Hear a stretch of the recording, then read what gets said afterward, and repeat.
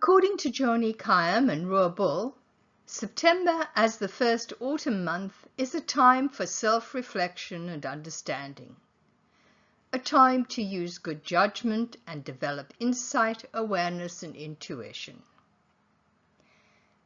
Their essential oils for September are spruce for self-reflection, fir for self-understanding, bay laurel for using good judgment, and clary sage for intuition. Our September full moon is called the corn moon. It is also being called the full corn moon or the barley moon. Most years, the September full moon is actually called the harvest moon, but every 3 years or so, the harvest moon falls in October. This is the only moon that is determined by the fall equinox around September 22nd, rather than the month. This year, the harvest moon falls on October the 1st,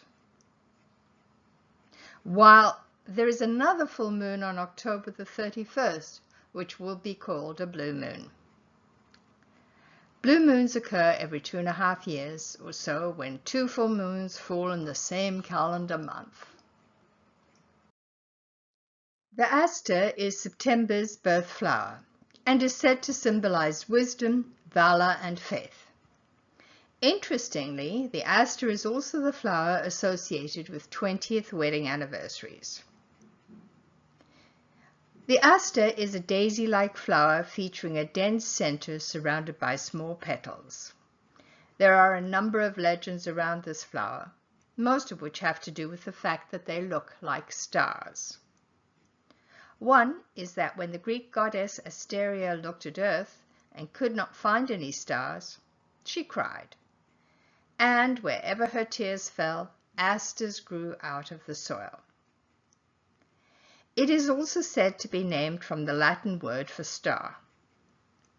According to ancient lore, burning aster leaves was once believed to drive away snakes. The other September flower is the morning glory.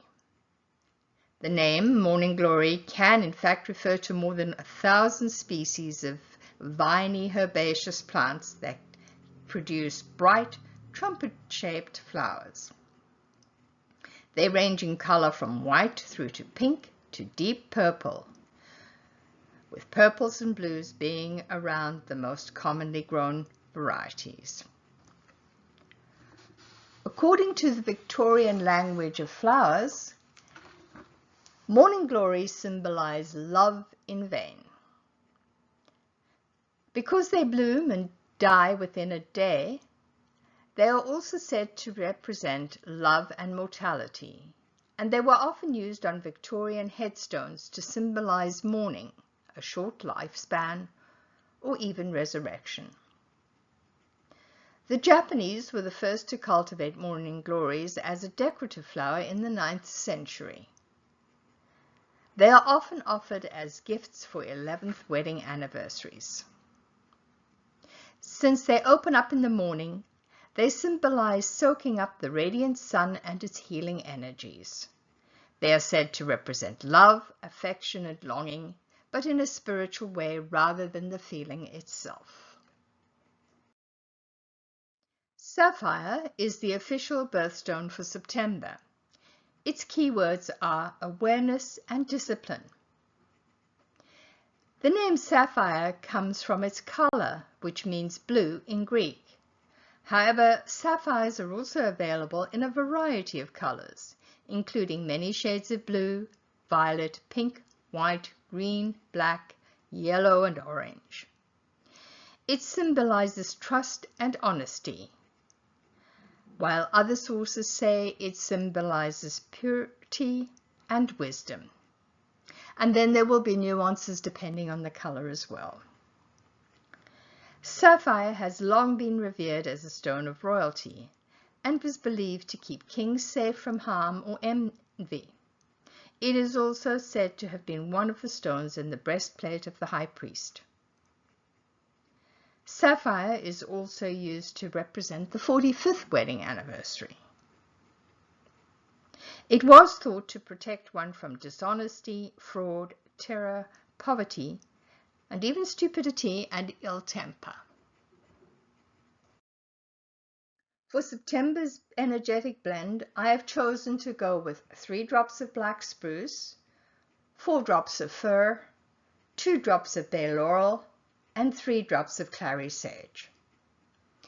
Interestingly enough, after I had blended this, while I was looking through some previous blends, I came across a different variation of these 4 oils, which I made years ago. In that blend, I chose to use 3 drops of black spruce, 3 drops of fir, 2 drops of laurel, and 1 drop of clary sage. Today, these proportions just wouldn't be right for me. So do play around with your proportions to see what works for you now in this present moment, for your aroma preferences and for where you find yourself in the world.